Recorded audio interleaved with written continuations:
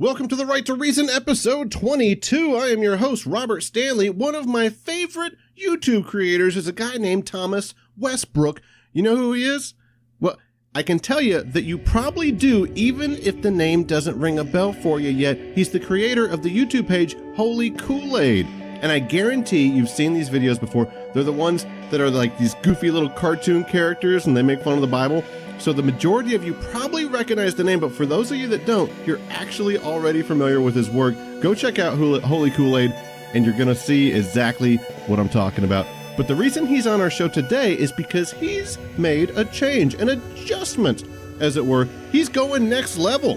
His production has taken a turn in its delivery. So we're going to find out all about that here shortly. I'm excited. I'm totes excited. Totes. My kids keep telling me to quit saying that. They say, Dad, that expression is older than you are. And I'm like, you underestimate just how old I am. I'm totes old. What the hell am I talking about? Let's start the show.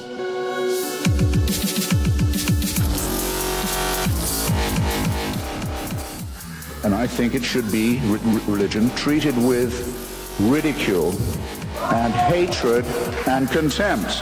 And I claim that right. And let me assure you that we are going to take our fight for economic justice, for social justice, for environmental sanity, for a world of peace. Before we talk to Thomas, Shawn Yankey returns to talk about the Joel Osteen controversy. Back during Hurricane Harvey devastation in Houston, Pastor Joel kept his doors closed to victims of the flooding.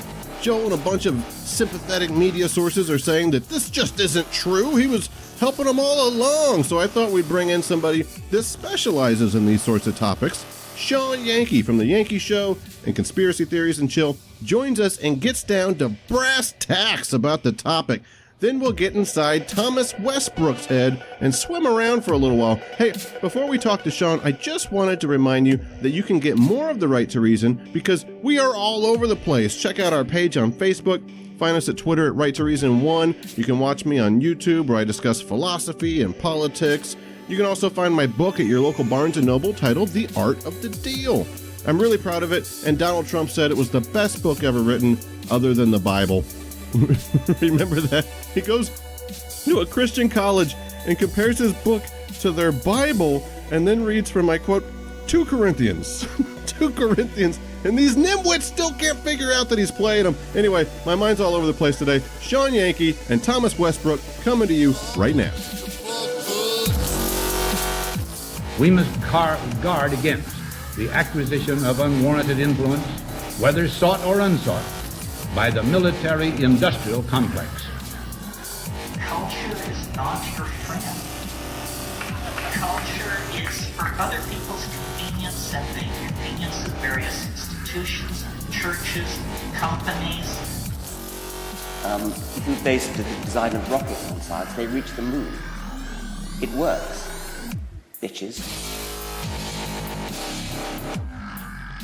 They hate you. They hate prosperity. They hate God. They hate children. And goddamn them now. We're going to find the lever to beat these people, and they're going to be beaten. Look at her shark face. Have a look at her with that demon face. That's a frickin' demon. We're going to have President Linda Blair, people, and I'm not going to go along with it.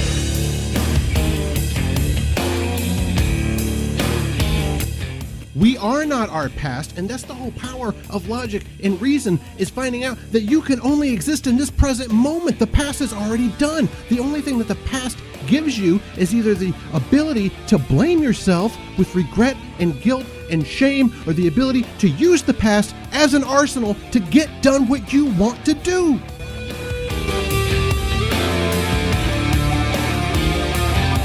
You have to ask yourself what you really want. I want to give up. Well, you're not giving up.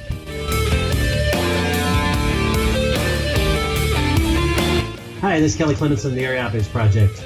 Robert Stanley is my polar opposite, but we both have the right to reason. No more should the Republicans ignore this growing threat. No more should the left be divided or take half measures. No racism, no white supremacy, no xenophobia, no bigotry, no Trump, no KKK, no fascist USA. How am I supposed to talk to you people if we don't believe the same thing? But don't you see, you've already taken the first step, the hardest step. You're listening.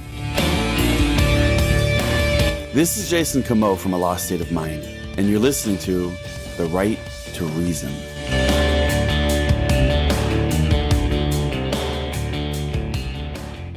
If you feel the right to reason and the conversations we have on this podcast to be valuable, then please know that while this broadcast is provided to you for free, it is not free to produce.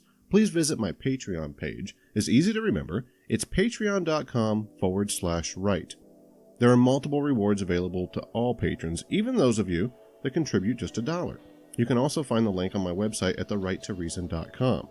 If you are able to make this show possible, know that your support contributes to getting the message you care about out to those that may not have heard it. Those of you that are already helping, know that we are creating this production together. All my listeners are part of this show, but those that support it are facilitators that are turning our whisper into a resounding message in the marketplace of ideas. If you think this show is worth $1 or even more, visit patreon.com/right. So recently, Joel Osteen refused hurricane victims from his church. He was claiming that it was open all along. Clearly it was not, because he just recently opened it to a whole bunch of people. We have Shawn Yankey here with us from the Yankey Show, and I was hoping that he might be able to help us out understanding this a little bit, because he's been talking about this on his show here recently. Shawn, happy to have you, man. Hey, thanks for having me on. I'm glad to be back on here. Like you were saying, that Joel Osteen, he says, yeah, like you said, he says he never closed the doors. But there were independent journalists there and showing that it was closed and not flooded, because he also claimed in the beginning that it was flooded, although now he says he never said that. But yeah, he was claiming that flooding was the reason why he had to turn people away. They've shown that there was no reason for that. And he got shamed on social media, even by other ministers. And then, like you said, officially opened up and started taking in busloads of people, because the facility can hold like almost 17,000 people. It's huge. Oh, my God. This church. And, you know, most people have seen it, but you can look it up. It's a former Houston Rockets arena. So it's enormous. Yeah. And it could house a lot of people there. What I thought was almost more disgusting to me than this whole issue is the deceptive way that they went about it, because the church released pictures. They said, hey, we're flooded. The news comes back and says, you're not flooded. So they released photos of the flooding in the church. And I remember once I saw those photos, part of me went, you know, Joel's a scumbag, but okay, hey, they said it was flooded. Here's the photos. And then come to find out, those are photos from the flood back in 2001. And the level of just dishonesty that is required to do that. And then he takes up an offering after he has all these victims in the church and stuff. He does a sermon and then passes around the offering place. Mm-hmm. How do they not see that? Not only that, he gets on and he's asking for donations, and his minimum donation that he wants is $50 to help hurricane victims. His church brings in $77 million a year. That's what their reported income is. So isn't 7.7 something million of that due to your fellow man anyway, in tithing? Shouldn't he have that much sitting on hand waiting to give out to help his fellow man? You would think. If he really believes in what he's saying, you wouldn't immediately need to start asking for money if you bring in that amount. Newsweek just posted, Osteen defended the decision not to open the church during the devastating storm and told those affected not to have a, quote, poor old me attitude. I hadn't heard that. It just released. It says, you know, I really believe in these times of difficulty. It's for me certainly not the time to question your faith, but to turn to your faith, because God is the one that gives you the strength to make it through the difficult times. That was part of his sermon that he posted on YouTube. But his philosophy is weird. He teaches he calls it prosperity sermons is what he preaches. It's a selfish form of Christianity is really what it is. Yeah, it doesn't like line that. up with any of Christ's teachings. And for the listener, I'm sure you guys remember Shawn from whenever we were talking about 9/11 and stuff like that. But Shawn is a Christian. And I think it's really fascinating that you've got an atheist and a Christian here both seeing something, and fortunately Shawn can see through this despite having a similar faith as the person I we're wish talking that about. more Christians could see through it, because what he does is destructive and damaging and counterintuitive to what he says he believes in. He says he believes in, is a Christian and believes in that, but he does not try to be Christ-like. That kind of extravagance that's going on, or the way he lives and the way he presents himself, or any of these, not just him. He's a good example right now and in the focus right now, but like Jim Baker's and all of those that get on TV and are hustling for money. And you can see that they're just living an extravagant lifestyle and not, it's through your deeds that you present who you really are. Yeah, yeah. And that's what I can't believe more people don't see it or buy into his stuff. And he's very successful. Buy his books or believe anything he preaches. They can't see that it's actually the opposite of what you're claiming to believe in. Absolutely nuts. Another quote, he says, had we opened the building sooner and someone got injured, or perhaps the building flooded and someone lost their lives, that would have been a very different story. Now, I don't mind taking the heat for being precautious, but I don't want to take the heat for being foolish. So basically he's saying he didn't open the church because he cares about people. Right. And that he probably even believes it. He's got to twist reality. You think so? You think these guys, Well, I don't know. To some level, he knows he's a con artist, but to another level, I think he has convinced himself of his belief system and his ideology, that it is right.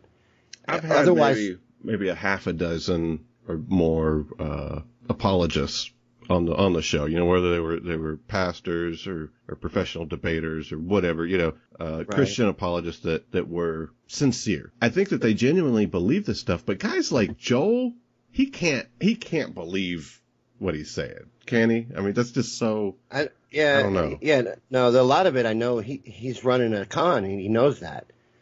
But what I was trying to say is that to not have convinced himself of at least some of it would make him pretty evil, wouldn't it? I mean, he could be. I mean, what does they say? A high percentage of people actually are psychopaths and wouldn't have empathy. But he knows what he's doing is wrong. So at least to that point. Yeah, he's responsible for it. Whatever he's had to have convinced himself that something's good. Otherwise, he's just a psychopath. You recently talked about this on your show as well, right? If somebody was wanting to hear a little bit more about it. Yeah, we talked about it on the last Yankee Show. Okay. Well, we went into it, and I actually have done a full video on fake Christians, or like Joel Osteen, that misrepresent the ideology and give fuel to people that are against religion, or a reason to be against religion, to point at and go, well, look at that. And it is disgusting, and you shouldn't even try to defend it. I think people should point out that it is disgusting. So I've done videos on how that's damaging, the fake Christianity, and doing things in the name of it that don't represent what it's about. I think it's really fascinating whenever two different people, from different belief systems and worldviews can come together and agree on something, because it shows that things don't have to be as divided as they are, especially in this country with current politics and things like that, but also with religious issues, because it seems like, the religious right, in air quotes, seems to line up on a certain political side, right? And I think it's good whenever two people can come together and at least agree to talk shit about someone else. I think we agree on a lot of things. What's weird, because for one, I knew you were atheist only because of your Facebook. So that's the only reason why I knew. Any interaction I've ever had with you, you've always been very respectful. I wouldn't have known it if I didn't see that you had shared things about it. And even though I knew it, it never affected any of our conversations. We never even really knew. You thought, I think, that I was atheist until you found out I actually was Christian. Yeah, yeah. And because I'm not defensive and not so close-minded. I think that's what people let themselves do, is they get too much into the ideology of it and not realize that it doesn't have to affect everything and every thought you have. You can still think for yourself. You don't have to be so defensive and get triggered just because something you think slightly disagrees with your ideology. And I also don't think that it's a forced type thing, that it's not my job to make you believe what I believe. Well, you know, and I don't lead with like just right in front of me and presenting myself to people, like just lead with the fact that, oh, here's something I don't believe in. Like, to me, that's right. That would be but a people silly, are militant on silly both sides. You know what? I got an idea about that, because when I first transitioned to atheism, I don't know that I would say I was militant per se, but I was like, it was almost like you don't have to ask a person if they're vegan. If they're vegan, they'll just tell you, you know? And right. I was that kind of atheist at first. I think that the people that you see, you know, anti-religious stuff all the time, I think that lots of times those people are a little bit new to it, and they feel very passionately about it. And I think over the years, you're still very much offended by the negative influence of religion as an atheist, but you don't feel the need to just constantly you're at the parent-teacher conference talking about it. You know, you're at work talking about it. You're at the grocery store and you're like, hey, by the way, have I told you about my lack of Lord and Savior? And, you know, it's just, and that's part of why I try to do the show. And it's not just about atheism, but that's my way of expressing that is via the show. So in other facets of life, it just isn't as necessary to dig into it all the time, you know? Right. Yeah. So, and it would make you be closed off anyway, because, you know, you may not agree with me in that one thing, but like you're saying, we can still have conversations and agree with each other about all kinds of other things without focusing so much that we disagree on that one. Yeah, because it doesn't even really matter in the end. Yeah, like we could talk about how you're a big Hillary supporter. Yeah.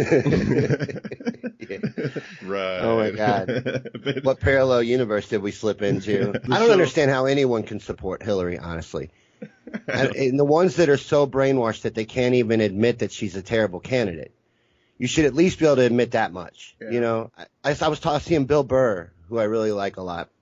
He was on a show. And he was talking about she fucking blew it.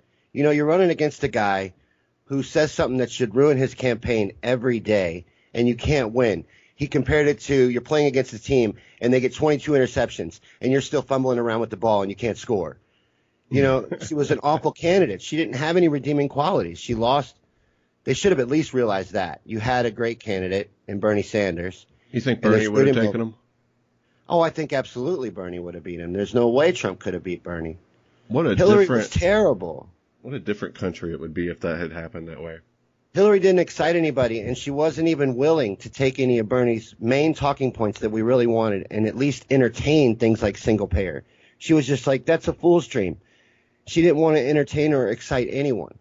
And when people say that Bernie was a sheepdog, that's why I think that's ridiculous. If she would have taken that and went, okay, we'll try to get single payer, but then never did it, you know, just pandered, at least did that. Then you would think, okay, maybe. But she did the opposite of everything he said. She's like, we're not doing any of that shit. That's all unrealistic. Yeah. That's so true. Like, fuck everything you guys wanted. What's she called? Like, you're living in your basement dreaming. She said something. There was some statement. What was it? Do you know? Unicorns. Something to do with unicorns is crazy dreams. Yeah. It's pipe dreams. You want to make. The speech she was making when she said that was something along the lines of, or a lot of the Bernie supporters are against me. It's just because you guys don't understand politics. And I think that what she was trying to say, I think is actually, there is some accuracy to that point. But you're not talking to a room full of people that are going to understand that. You're talking to voters. And the guy on the other side is making all kinds of bullshit lies out of his ass. I'm going to give you this, that, and the other. And you're saying nothing exciting. You're running against a populist who, as ridiculous as he is offering the world to these idiots. Didn't really offer him anything, but made him believe he was. Well, she ran it talking about what we can't have. She ran it like as if she was the incumbent.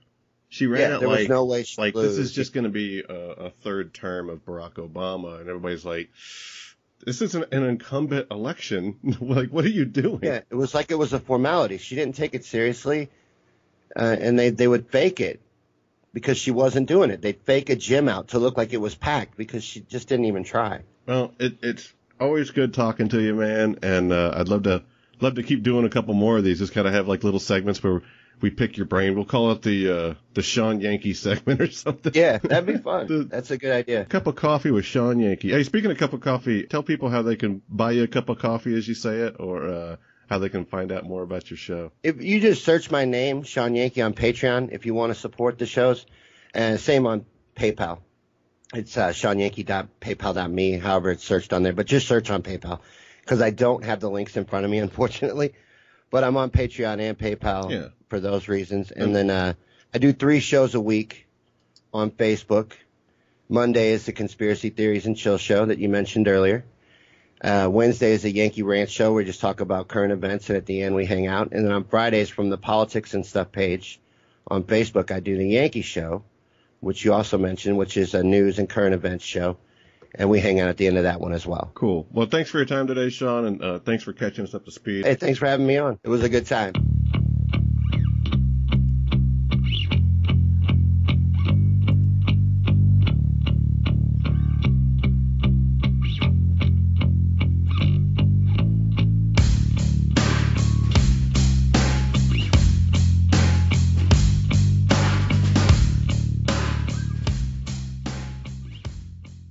If you won't reason, you're intolerant. If you can't reason, you're dumb. But if you're scared to, you're a slave.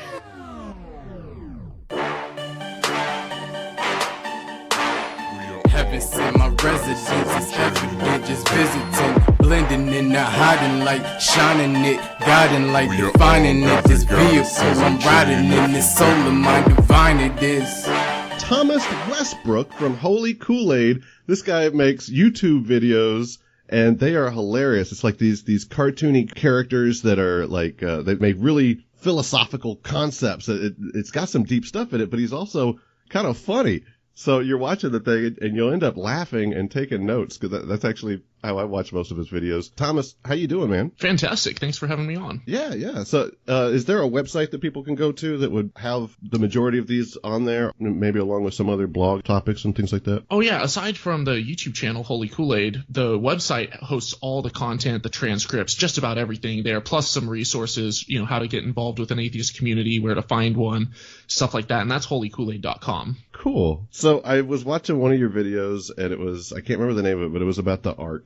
And as I'm Animated Bible myths. Yes, that was, yeah. You got a bunch of those, right? Because I saw another one that was like creationism or around creation or something like that. There's 4 of those. I've shifted a little bit away from just, telling Bible stories in a satirical way. Yeah. I'm still a polemicist, so I still will be contrarian, and I satirize the shit out of different positions.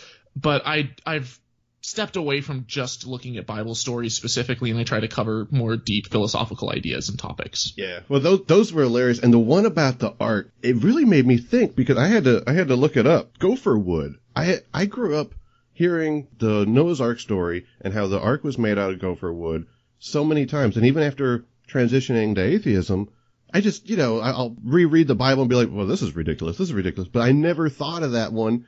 And there's no such thing as gopher wood. It must have had magical properties. That's what it was. 5 strength, and like, what the fuck is gopher wood?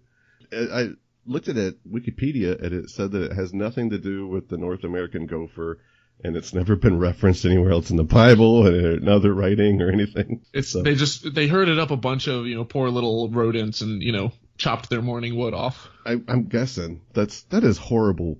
Thomas, where the hell did that come from? I don't know how morbid your audience's sense of humor is. You might want to edit that out. No, that's totally up their style. But so you did another one called Atheist Rant, and it was it was one of your many atheist rants, and it was the one that said, "Why can't theists understand this?" And that one really hit me, because I had that same conversation with my mom recently, and she's a Christian.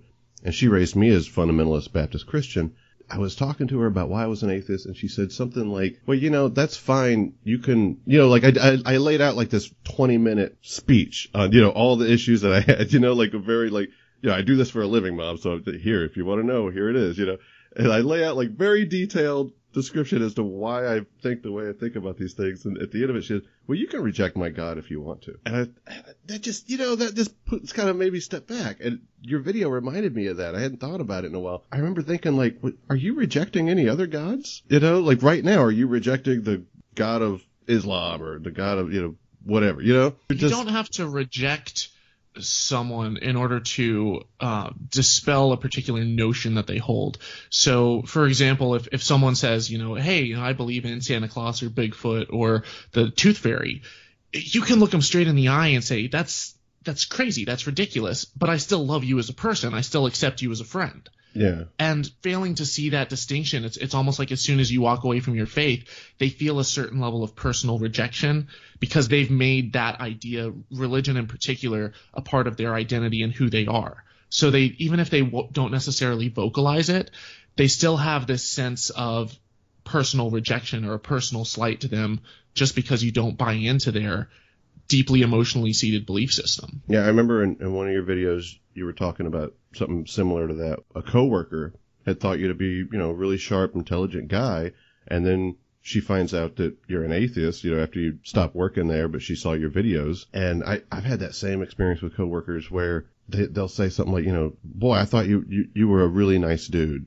and then I found this out. And it's amazing to me how they line up your intelligence or your morality with how much you agree with their religion. I actually had that same coworker about a week apart. One day she said, "You're one of the smartest people that I've ever met." And then just she had no idea that I didn't believe in God. She knew that I believed in evolution, but I guess she didn't put two and two together, and because there's theistic evolution and what have you. Yeah. And when I was talking to her later, about a week later, and she's like, "Oh, atheists are the dumbest people I have ever met. Like, I can't believe anyone, could be an atheist," without knowing that I was one. And it blew my mind that, that she could have these two ideas and these two positions without knowing that I was in fact an atheist. Speaking of atheists, you had Seth Andrews from the Thinking Atheist on your show. I did. That was a fun interview. I loved the interview, but actually what I liked even more than the interview itself was hearing Seth almost giggly happy about being a cartoon, because you made him like a cartoon character for the that was hilarious, dude. That guy, you made his day. Did he talk about it afterwards? Yeah, he talked about it like the next 3 episodes of his show or something. Yeah, he loved it, man. He was psyched.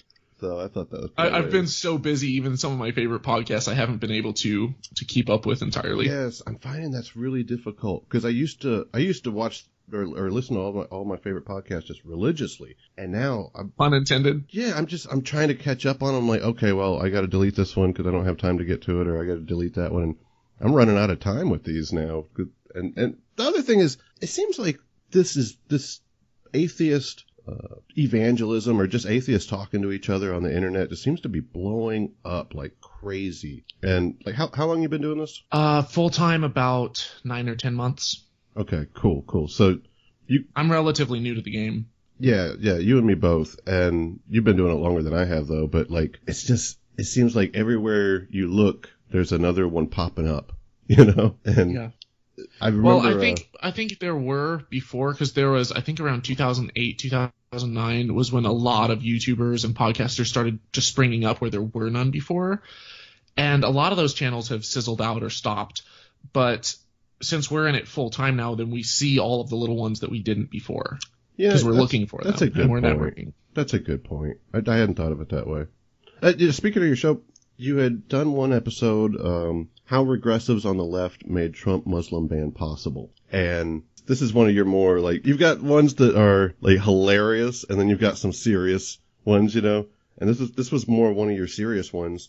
And it really made me think. It's almost like we can't criticize Islam the same way that you could criticize Christianity. Like if I posted on any of the social media sites, Christians are stupid. I get some pushback from some of the Christian community, or maybe some people in the atheist community be like, is that really the best way to communicate to someone? Or, a little, sure. But if I typed in Muslims are stupid, there would be just ton of negative feedback saying, well, you're anti-Islamic, or you're a real jerk, or, oh, you're racist even. The racist thing keeps popping up. What is going on right now? Well, I think that there's two sides to that. First of all, when I make my criticisms of Islam, I really try to make a distinction between not criticizing the people. Because even saying, Christians are stupid, I don't believe that. I know a lot of Christians who are extremely intelligent. Some of them have, medical degrees and they're practicing physicians. Some of them have, PhDs. and they're brilliant in all other areas, but there's certain cognitive biases or self-delusions that cause them to believe something that they were brought up to believe. Now, I think that the ideology is idiotic. I think Christianity is stupid. I think Islam is stupid. But there's a big difference between Muslim and Islam. And that's where, we need to make this distinction, because people on the right are targeting Muslims. They're going after, they're saying, anyone with brown skin, which, that in itself is, Islam isn't a race. I know, I had a coworker who he was, a white Texan guy who was a Muslim. And, so making that distinction is important, but also knowing that if you attack the people, if you target the people from a particular culture, that's bigotry. And that can be, based in a certain level of xenophobia. But an ideology is different. That's a great point. That in the name of, all of our Enlightenment values, no idea should be sacred. Everything should be held to scrutiny. And if it is a fantastic ideology, then it'll withstand all the scrutiny that the free marketplace of ideas has to throw at it. That's a good point. Attack the ideology, not the person. You're right. You're 100% right. But in reference to attacking the ideology, that also seems to get a lot of pushback. And it seems like the Islamic topic gets more defense from the left than if you were to criticize another religion. Well, part of that is that the left in particular tend to have a higher value on caring for and looking after people, especially those who are of a particular minority class. So if you're black or you're gay or Hispanic, then they're more likely to try to protect your rights against, the majority opinion. Now, I think that that's a positive thing.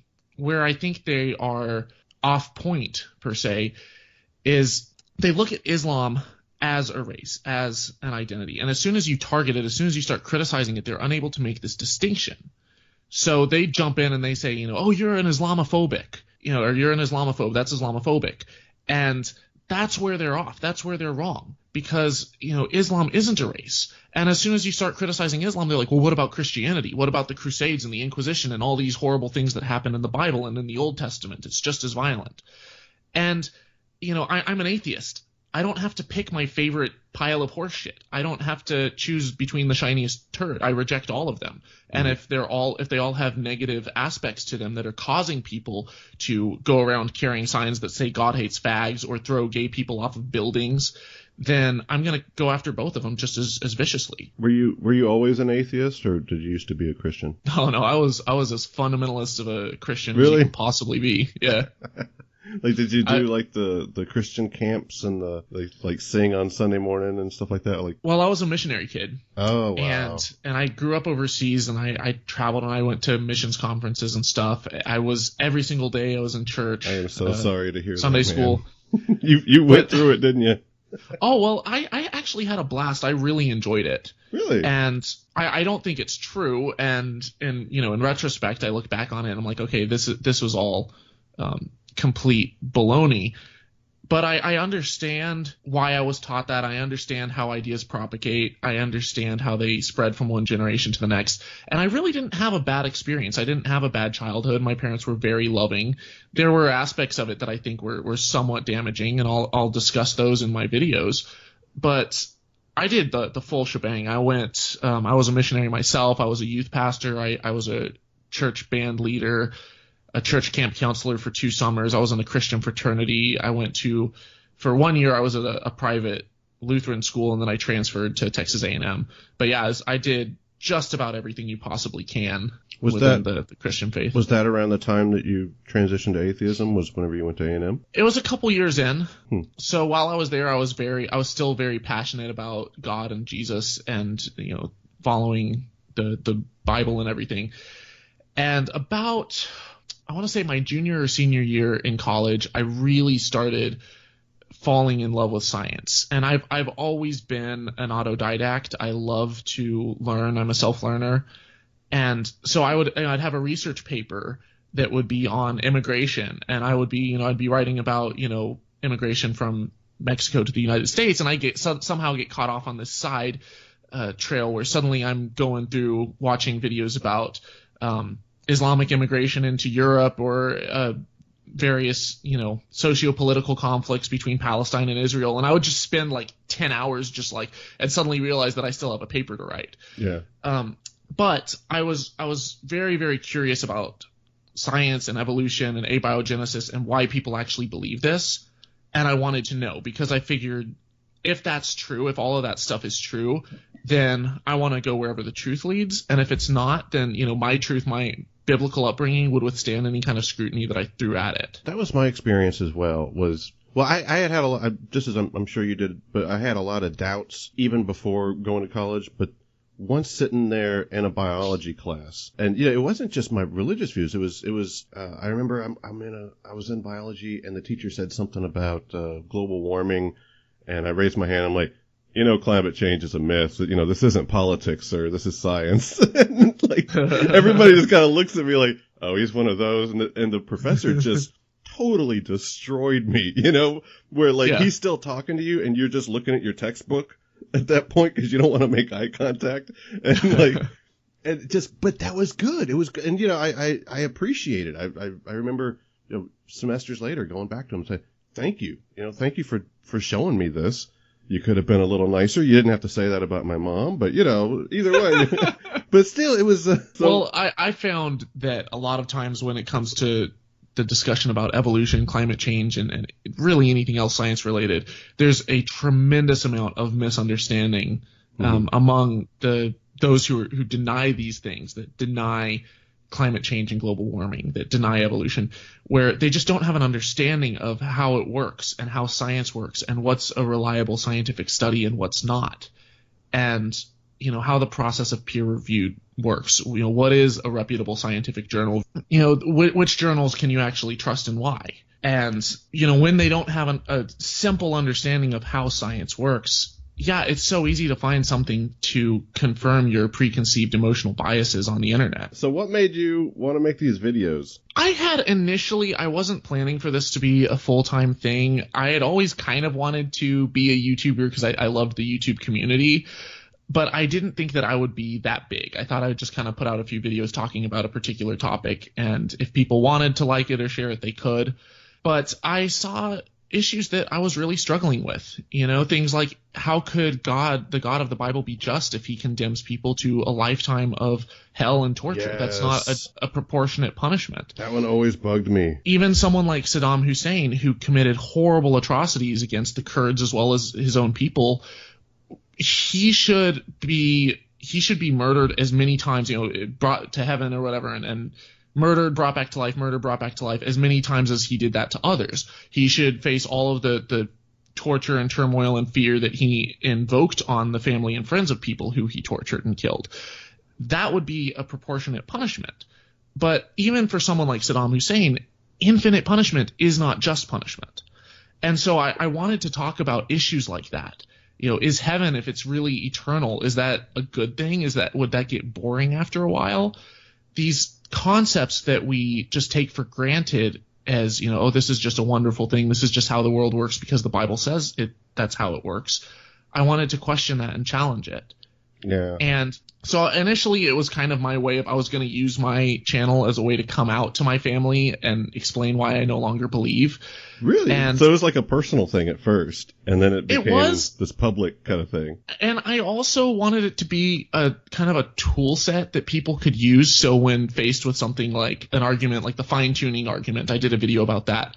When someone says, oh, the earth is so perfectly fine-tuned for life, then I wanted someone who maybe isn't really well-versed in apologetics or science, or who's never heard these questions before. They could go straight to my channel and be like, okay, here's something that someone's taken, a month and just really done a whole lot of research on this one topic and created a laser-focused 5 or 10 minute video about it.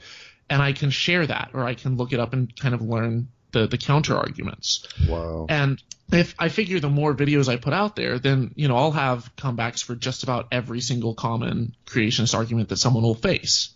I think I just figured you out, Thomas. I think, I see who I'm talking to right now. But that comes through in your videos, man. Exactly what you're saying. Like, you'll be saying something, and you'll make a joke here, and then you'll do something real thought-provoking there. But the whole time, I can kind of, even though it's a cartoon character, so it's kind of funny, but I can see the passion that you have for it. And that makes sense now that I hear you say that. that this was kind of a personal mission for you. Yeah, well, it started off as more of a personal vendetta, where I really wanted to figure this stuff out, and then I was a little bit ticked that I felt, not that I had been intentionally deceived by family and friends, but I did feel like I had the wool pulled over my eyes, and so I wanted to help others figure this stuff out. Yeah, and well, I don't want to be an angry atheist, though. I don't want to live under a cloud of hate or anger and, frustration. I want to live my life completely free of that stress, completely free of anything that, ultimately, when you hold a grudge or you harbor resentment, the only person that really hurts is you.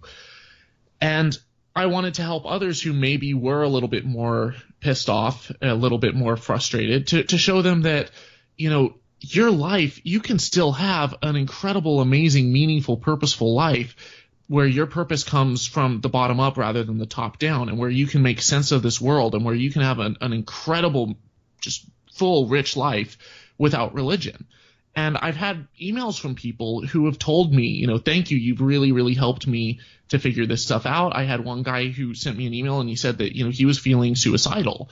Wow. And I had simply wrote him back and I said, look, atheists it's not that we don't have anything to live for. Ricky Gervais has a quote. He says, atheists have nothing to die for. That's the difference. We have everything to live for because this is the only life we have. Yeah. And Dan Barker has a quote where, saying that without God, what will my purpose be, is the equivalent of saying, without a slave master, whose slave will I be? Whoa, that's heavy. I'm still processing that one.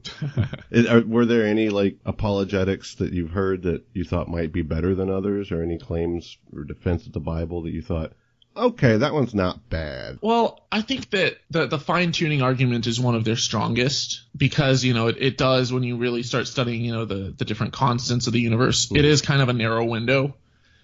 But even that, breaks down when you start thinking of, in terms of all of the physical possibilities. What if there is a multiverse and there's an infinite number of possibilities and worlds? What if time is infinite? We don't know what happened before the Big Bang. We don't know if time, time probably started at the Big Bang, but maybe there's time outside of this universe. Maybe who knows how it works? We just don't know. And I think jumping to this assumption that there's an even, more powerful giant, perfect God outside of this that's able to somehow create it all, well, it just begs the question of, it complicates the equation further unnecessarily. So, where did this God come from? If this God is eternal, well, that doesn't answer the question. Right. I was debating a creationist on that very topic, and I remember the one that really it stumped me, man. He was doing his thing, I was doing my thing. I kind of felt like I was going back and forth pretty well. I hit him with the big one, the one that I always like to throw at people after we get the evolution stuff out of the way, and I'll be like, hey, those stars, they're a certain distance away. We can study the speed of light and figure out how long it would take for that light to get to the Earth and that sort of thing. How is it that even if you can explain plate tectonics, or even if you can explain the flood or any of this stuff, you can't explain that starlight? And this guy comes back at me with this, well, we can only measure two-way light. So we can bounce light at a mirror and back at us, and we can measure how that comes back, but we can't measure one-way speed of light. Yeah, we can. It's called triangulation. That one got me. Well, you would have handled that way better than I did, but that one got me. I was just like, wait, are you saying that one-way speed of light was instantaneous from creation? He's like, that's exactly what I'm saying. I'm like, oh God. Yeah, see, that would make sense if, the God of the Bible was someone like Loki. Yeah. If he was a trickster god and he's like, you know what I'm going to do? I'm totally going to just jack with these scientists. I'm going to, distribute all the fossils, in such a way to make it look like the Earth is billions of years old. And, when they do radiometric dating, it's going to have an age way different than the actual age of the Earth. And I'm going to make the stars, billions of light years away, but I'm going to put the light already, almost the way to them. You did that in one of your videos too, where you were saying after, I think it was the flood one again. But you said after he finished the flood, he then makes it look like the flood never happened. Yeah. And I would totally, honestly, if creationists had, stuck to a trickster god who's, hey, I'm just kind of playing jokes on humanity, then, that actually might be a viable theory within their worldview. But since they say that God is omnibenevolent and he's all loving, all caring, and he cares about us, then why that doesn't make sense. Why would he deliberately fool us, and try to skew the data just to test our faith? That's kind of a dick move.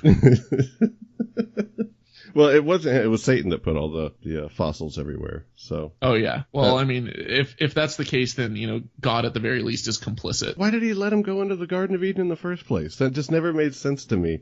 And the other one that always bugged me was the rainbow at the end of the flood. They didn't have like refracting light before that, or any kind of, you can have a rainbow from a waterfall. There's just so many things that I thought that makes no sense to me, how they can think that, that's where the rainbow came from. It's nuts. Well, maybe it's because, God killed all of the gay animals and people, and so, their gay souls just, absorbed into the atmosphere. Into a rainbow.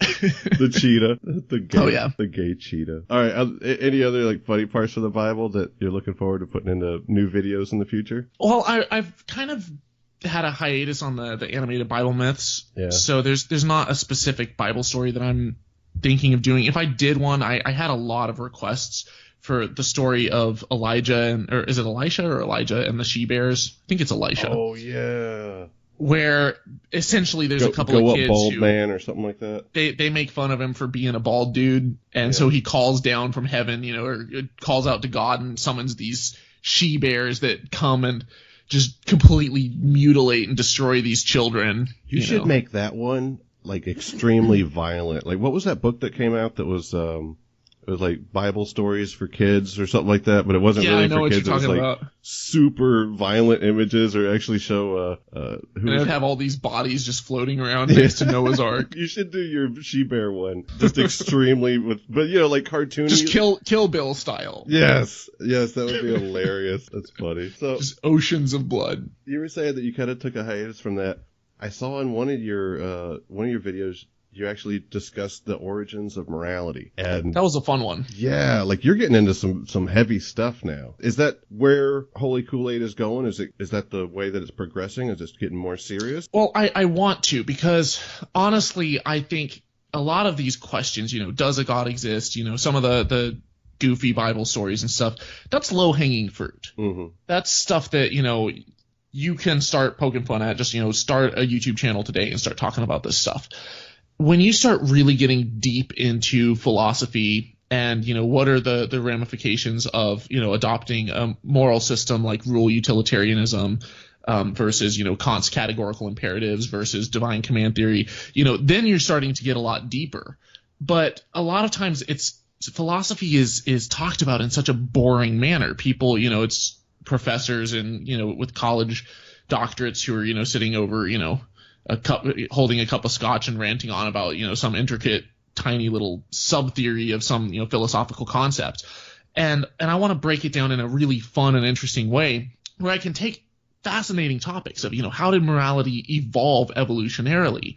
What's the neuroscience behind why we are conservative or liberal? Obviously there's nurture is involved as well, but some people, are genetically predisposed to valuing liberty and freedom over, conserving certain social, security and conserving these social systems. And I don't think that necessarily one is right or one is wrong. I think that there are two sides to the same coin, and that we're always going to have both of those systems, and our political system needs them. But it's so much deeper. You get into the politics of this, you get into the philosophy of it, you get into the science of it.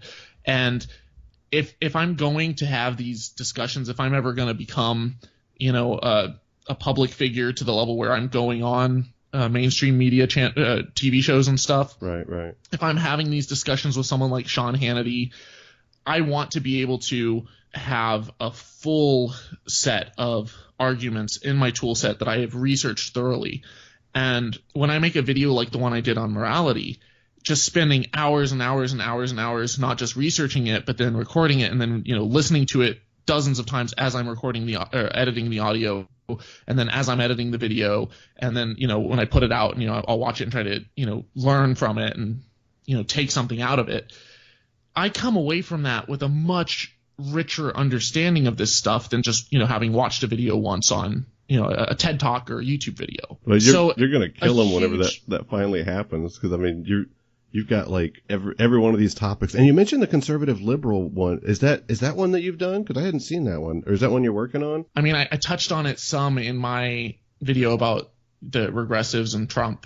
I get blowback whenever I criticize the left, because even though I do identify as a liberal and I have a lot of liberal values and I'm very much socially liberal, there are certain ideas that I hold that kind of brush up against, the far left, the far left's ideology. And I think that we should be able to pick and choose positions based off of the specific situation and the specific position, rather than, just towing the party line and basically worshiping identity politics. I think it's dangerous when we become that polarized. Yeah, I'm with you 100% on that. It's that horseshoe theory thing, where like the farther you go left and right, like the more they start coming back together at the bottom. I always thought that was a good characterization of it. Yeah. Well, man, I really appreciate this, and I appreciate you coming on the show. And I would just encourage anybody listening, if you haven't already seen it, check out Holy Koolaid on YouTube. And what was your website again? HolyKoolaid.com. That's easy to remember.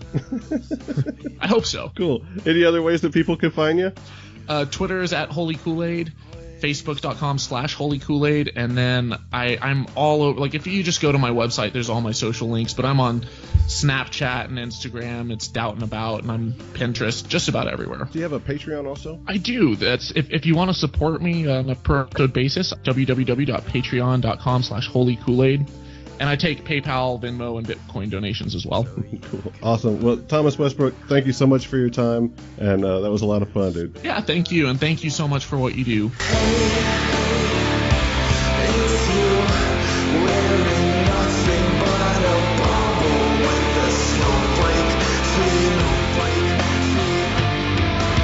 Thomas Westbrook was fantastic today. I love his personality. Check out his YouTube page, Holy Koolaid. It is awesome. I had fun today. It was fun. It was a fun episode, right? I like the fun ones. Anyway, a couple of buddies, getting together, making it happen, cracking beers, taking our shirts off, wrestling, lighting candles, Vanilla Bean, smells good, watching Knight Rider, right? Regular dude stuff. What's with the name? Knight Rider? Hasselhoff was Michael Knight, but the car was named Kit. The show's name makes no sense. Anyway, okay. Check out our website, therighttoreason.com. We've got videos, podcast episode, GG spot, all sorts of cool stuff, photos of David Hasselhoff. Not really, that's not there. Anyway, I'm getting out of here. Next week, we are talking to Jerry DeWitt, coolest guy ever. If you've enjoyed the music today, you can find more of that at aloststateofmind.com. Love Jason Camo's stuff. I'll talk to you guys next week. Between now and then, know that you have the right to reason.